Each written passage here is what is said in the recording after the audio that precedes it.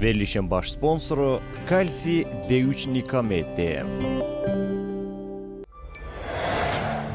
İdman həkimi, fizioterapevt Fərid Səlimovun sponsorluğu ilə Ay Həkim verilişinə baxırsınız.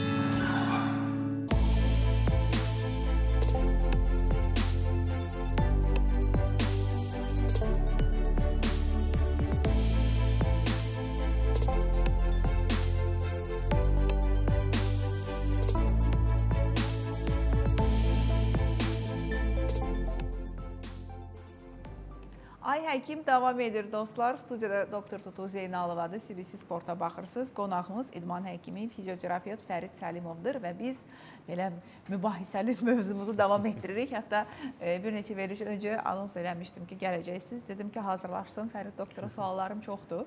Əslində siz gəlib 5 veriş burada oturasınız ki, mən bütün suallarımı sizə verə bilim.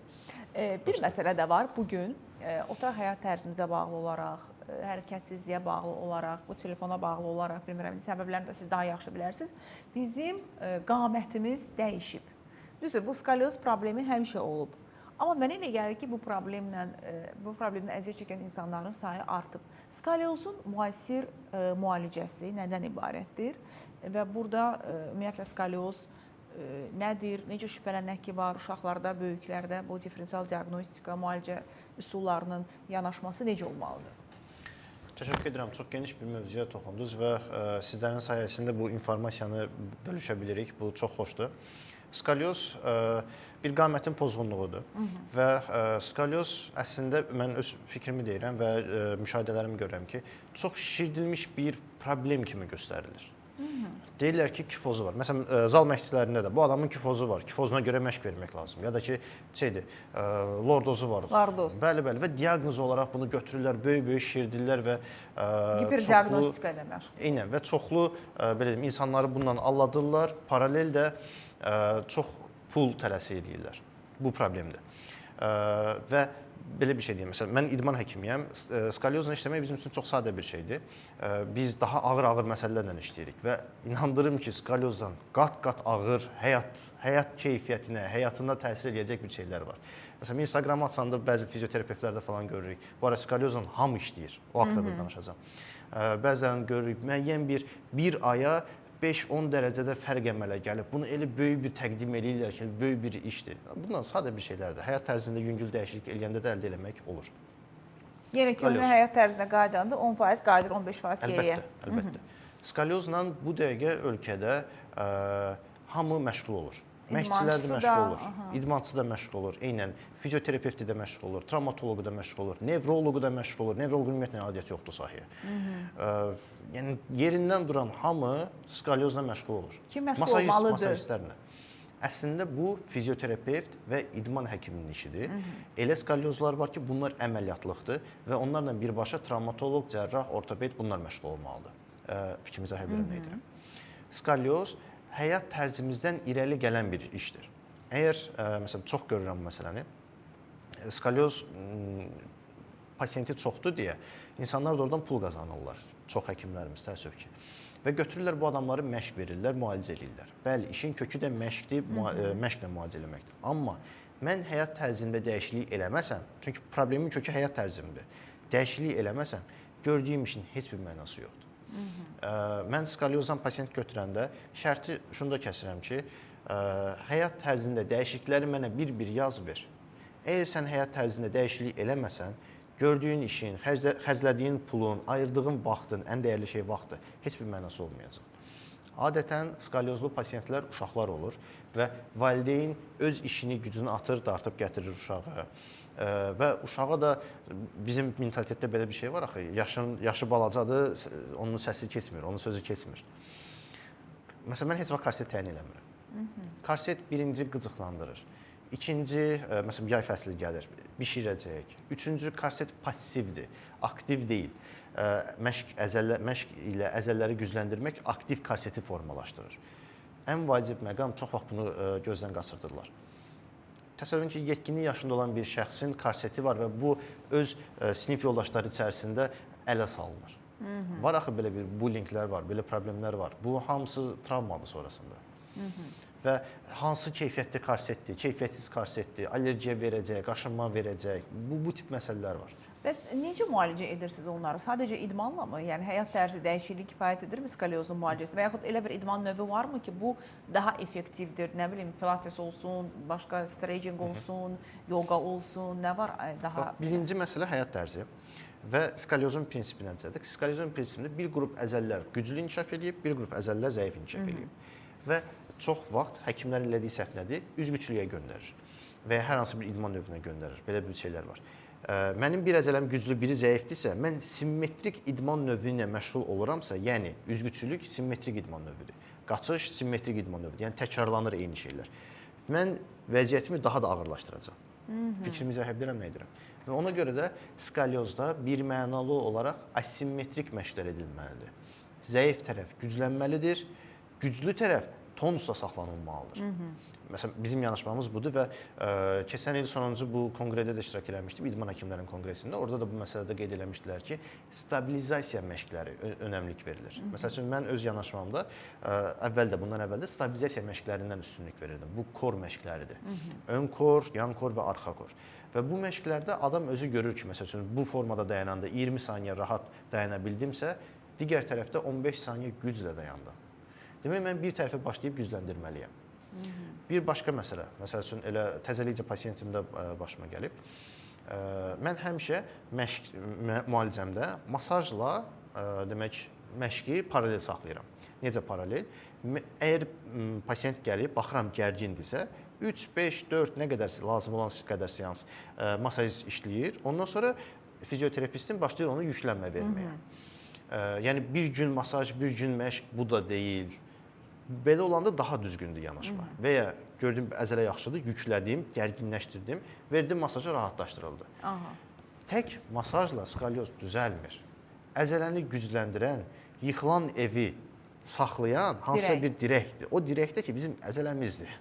Mən o dirəyi ora qoymasam, o ev yıxılacaq da. Mən nə qədər sığal çəkim masaj kimi. Bu ev yıxılacaq da. Əzələni gücləndirmək lazımdır. Birmənalı olaraq gücləndirmək lazımdır və düzgün formada gücləndirmək lazımdır. Ölçülmüş.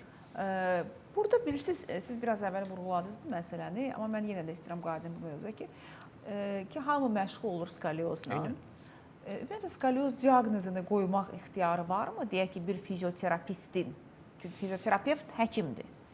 Fizioterapist həkim deyil, onun baza tip təhsili yoxdur. Yəni, bu diaqnozu kim qoymalıdır? Hal-hazırda ölkə qaydalarına görə, hal-hazırda Azərbaycan Respublikasının qaydalarına görə bu diaqnozu fizioterapevt qoymalıdır. Və digər həkimlər də bunu qoya bilər. Yəni, həkim ixtisasına sahib olanlar qoymalıdır. Avropada bu məsələlər biraz fərqlidir, çünki Avropada fizioterapevt anlayışı yoxdur. Məsələn, Google-un özündə də fizioterapevt yazsaq, istənilən dildə tərcüməsi fizioterapist çıxacaq.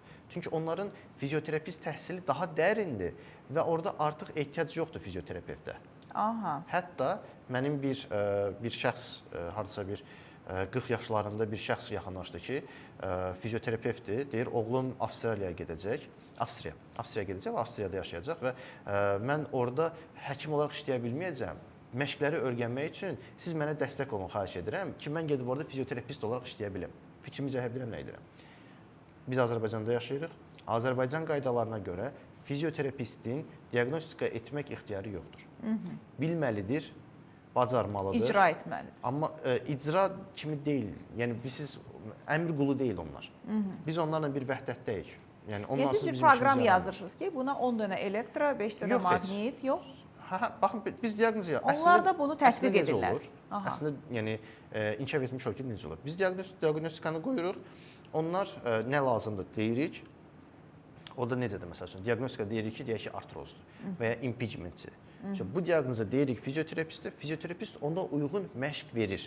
Artıq bilir protokolu, guideline bilir ki, bu artrozda hansı proqramla getməlidir. Bəli.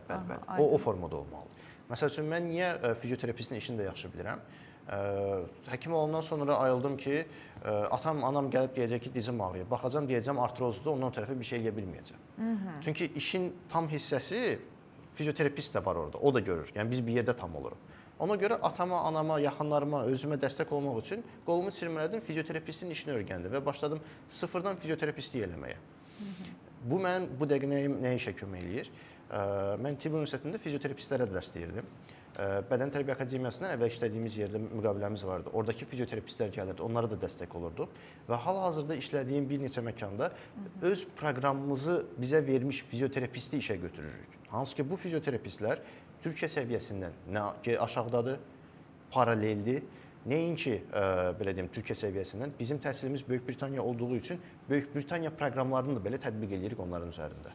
Baxın, indi bu biraz belə çaxnaşma var da bu dəqiqə ölkədə bu həkimlərin mövzusundakı və 4 uzman fizioterapevt var ki, onlar iddia edir ki, digər fizioterapistlər çıxmasın efirə, çıxanda deməsinlər ki, biz həkimik. Həkim deyirlər. Hə, həkim deyirlər, onların diaqnoz qoymaq ixtiyarı yoxdur. Onlar, yəni Azərbaycan qanunlarına görə belədir. Fizioterapistlər təhsili harda alır Azərbaycanda? Bu haqda Tibb Universitetinin rektoru da Gəray müəllim də çıxış eləmişdi, səhv etmirəmsə, Səhiyyə nazirimiz də çıxış eləmişdi. Tibb Universiteti mi verir onlara bu ixtisası, yoxsa İdman Akademiyası? Hər ikisi verə bilər. Bəli. Çünki orada ixtisas nədir? Üzr istəyirəm. Belə texniklər var. Hə, texniklər. Orada biraz daha qarışır məsələ. Hə, texniklər bu sadəcə aparat işlərini görmək üçündür və fizioterapistlərin də davası odur ki, onlara texnik deyirlər. Onlar əslində heç kəs texnik demirlər. Sadəcə biz hər yeni bir şey olanda, yenilik olanda bu problem olmalıdır. Problemə çevirməyi sevirik. Hə, eynən. İndi fizioterapistlər özlərinə həkim istəyirdilər. İndi həkimliyi alınmadı. İndi söz atıblar ki, biz texnik deyilik. Yəni, olsa texnik deyildirsə, heç kəs texnik qəbul eləmir. Elə bir texnik ola bilər ki, o olmasa heç bir fizioterapevtin də, fizioterapistin də işi getməz. Burada bir kamil bir palançı olsa da insan yaxşıdır yarımçıq papaqçılıqdan. Valla elə ayaqqabı ustası var ki, aylarla düşə bilmirsən qəbuluna. Yəni brend ayaqqabıları təmir edir, misal üçün. Yəni hər sahədə peşəkar olmaq lazımdır. Öz işini mükəmməl bir. Elə saç ustası var ki, nə bilim, elə dırnaq ustası var, məndən çox gəzib dünyanı. Bu işini mükəmməl bilir, ruzunu da yetirən Allahdır. Yəni işini gözəl görür, niyə də olmasın? Bir də egosu. O gözü başqa yerdə olması yox. O öz ixtisası ilə fəxr etməlidir. Gözəl də ixtisası var. Ki, bəli, bu işi məndən yaxşı, mən çox mükəmməl bilirəm bu işi. Əlbəttə ki, əlbəttə. Və bizim komandamızda elə biriləridir və onlarla bir yerdə biz xoşbəxt yola davam etmişik və belə deyim, mənlə də az gəzmirlər, yəni. Şərait yaradırıq, gəzsinlər və mən özüm onları itələyirəm ki, gedin də, yəni sayınız var, düzəltmişik müşkül, rahatçı çıxın, gedin də, niyə oturmusunuz işləyin. Yəni ki, siz bugün Azərbaycanda göstərilən bu fizioterapist xidmətindən razısınız? Azərbaycanda deyənmərəm. Öz mərkəzimizdə. Öz mərkəzim deyil, özüm işlədiyim mərkəzlərdə, bəli, bunlardan razıyam. Hansı mərkəzlərdə işləyirsiniz? Mən bu yaxınlarda Məlhəmdə gördüm sizi. Məlhəm hospitalında. Məlhəmdə və Kinezis Rehabda fəaliyyət göstəririk. Aha, aydındır. 2 yerdə. Bəli, bəli. Aha, aydındır. Əlaqə nömrəsi onsuz bizim tamaşaçılar bilir, hər gün mən deyirəm. Bir də bir məsələ var. Çox üzr istəyirəm, sözünüzü kəsirəm, üzr istəyirəm. Bu tibb universitetindən demək xəstəxana İdman Akademiyası arasındakı fərq nədir? Aha, bəli, bəli. Demək tibb universitetinin əsas yönümü xəstəxanada reabilitasiyadır. Yatan xəstələr. Bəli, bəli, yatan xəstələrdir. Ondan sonra belə deyim, evə gedib gələn xəstələrdir. Bu tip reabilitasiyadır və bu dünyada